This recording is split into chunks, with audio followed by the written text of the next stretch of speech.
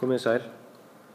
Þetta myndband verður mjög stutt því ég ætla bara að sýna ykkur eitt dæmi, en kafli 21 í heftinu er svona blanda af rúmmálsdæmum og reynir á það sem við erum búin að læra nú þegar.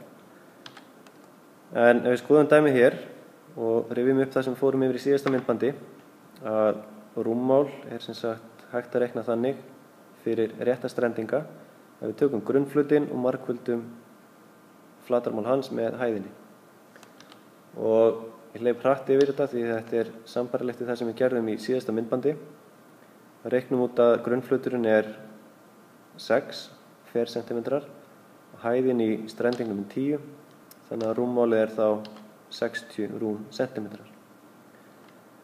En það sem við getum líka gert, og ég ætla að breyta dæminu örlítið núna, að í staðinn fyrir að gefa allar tölur og láta ykkur setja bara beint inn í formúluna, að þá þurfum við að umrita hana, líkt og við gerðum þegar við vorum að vinna í algebru kaflanum, og finna sem sagt hvað þarf hæðin að vera til þess að ég fái út rúmmálið 60. Nú stundum er þetta tiltölulega þægilegar tölur og hægt er að sjá það bara með því að horfa á dæmið og reikna aðeins í kollinum.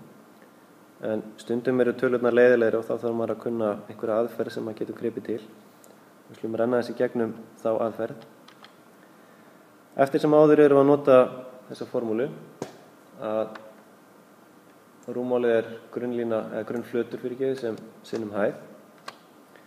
En núna er hæðin óþekkt, þá er gjarnan notaður bókstafurinn x fyrir óþekkta stærð.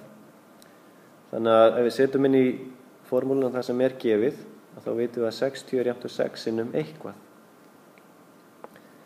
Og eins og ég sagði áðan, þá er náttúrulega sumir búin að átta sig á því hvað x þarf að vera. En ef ekki, þá þurfum við bara að umrita formúluna og annarkvort er hægt að hugsa þetta eins og ég sýndi í algebru myndbandi á sínum tíma, að ég geri það sama báðum megin, deili með x 6 báðum megin til að losna við það og einangra x-ið. Og það kemur í ljós að x þarf að vera 10. Hinn leiðin er í sjálfu sér afskaplega svipuð, og þá erum við með 60 er jafnt 6 sinnum x, en 6 sinnum eitthvað, og ég get hugsað mér í færi þetta yfir og þá breytist þetta úr margföldun í deilingu. Þannig að 60 deilt með 6 gefur okkur x-ið og sjálfsögðu sama niðurstaða. Nú fyrst við erum með mæleiningar hérna, rúmmálið er rúmcentimetrar, flatarmál grunnflatar fercentimetrar, og þá hlýtur hæðin að vera í centimetrum. Það er semst bara lengdareining, en hún er þá centimetrar, rétt eins og allt hitt, ekki kílómetrar eða millimetrar.